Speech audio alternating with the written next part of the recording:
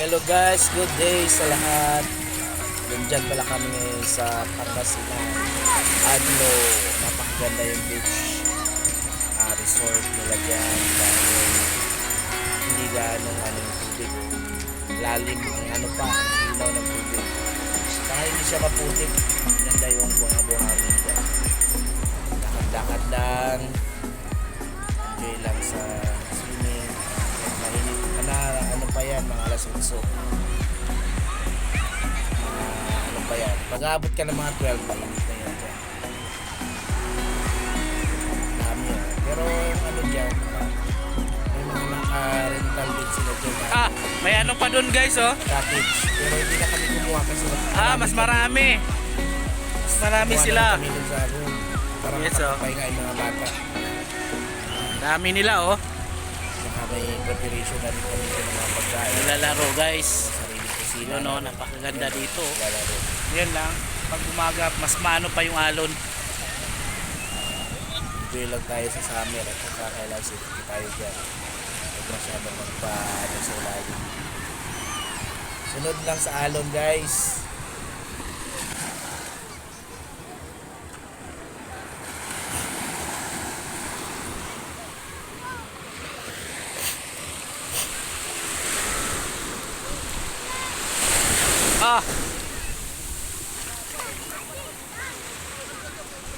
Ganon ka ano yung alon guys.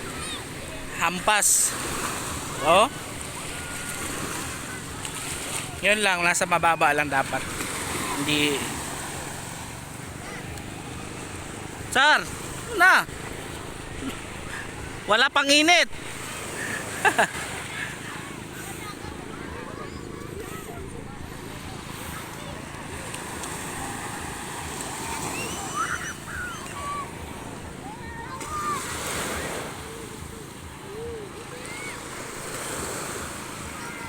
Na mga buhangin guys, oh.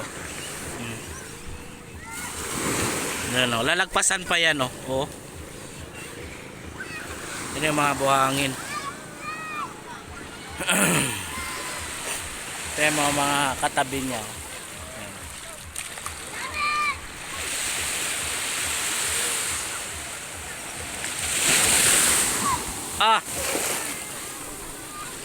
Lampas na. Lalayo pa ako.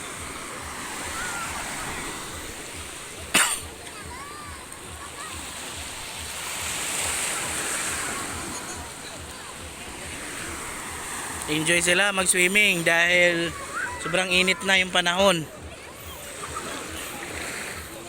Nag-i-start na ng El Nino kaya yan, aming nakababad ngayon, oh.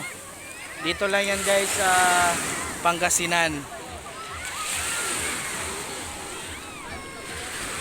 Malayo-layo nga lang yung biyahe kasi maabot kami ng 8 hours.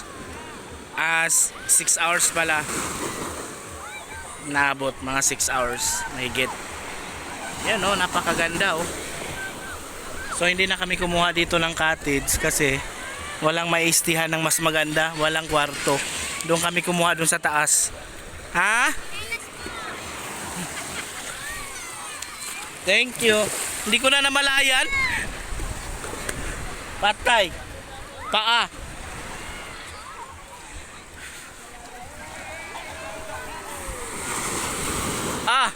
Lumalakas eh. Malakas yung alon. Woo!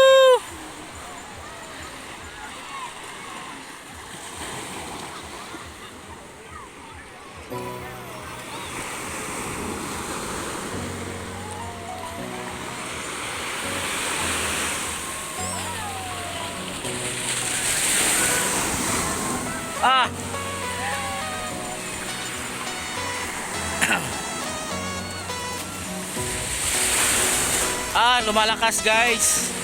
Kaya dapat nasa mababa lang. Enjoy siya. Natakot sa alon, no.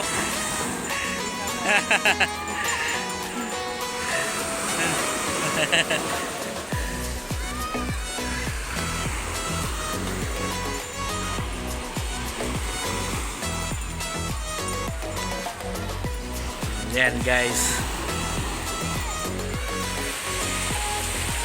Napakaganda ng paligid oh. Sinablibutan ng mga bundok. Yan guys. Yan, napakaganda. May lalayo man ang biyahe pero sulit. May bangka pa dyan oh.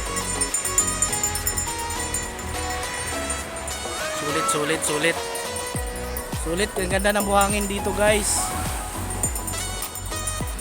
Ang ganda ng buhangin.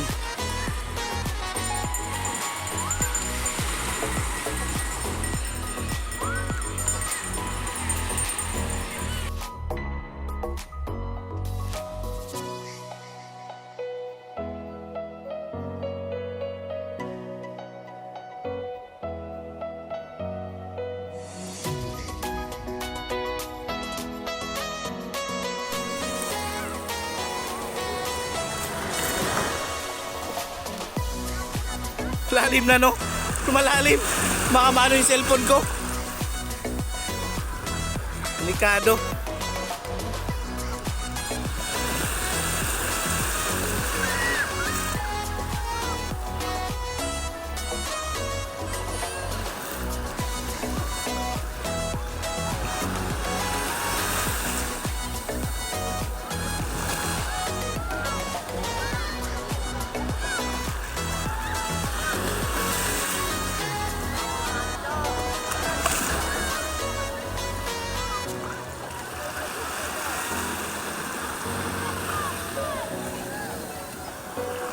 Yun no?